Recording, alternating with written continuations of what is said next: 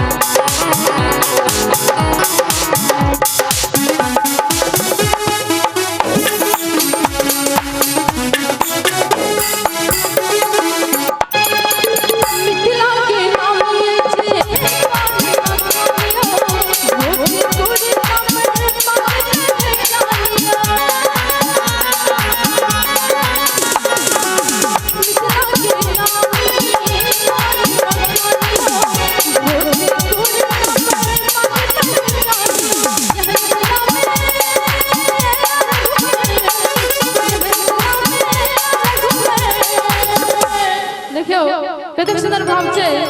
कि यह मिथिला में रेला रघुबर अपाहुन बन श्री राम अखन थपड़ी बजा के तब आनंद आवे छे गावा में ओना बुझले छे जहन हम सब सुना सुना त हम सब सुना सुना अखन थपड़ी के संग लेके कि सीता के घरे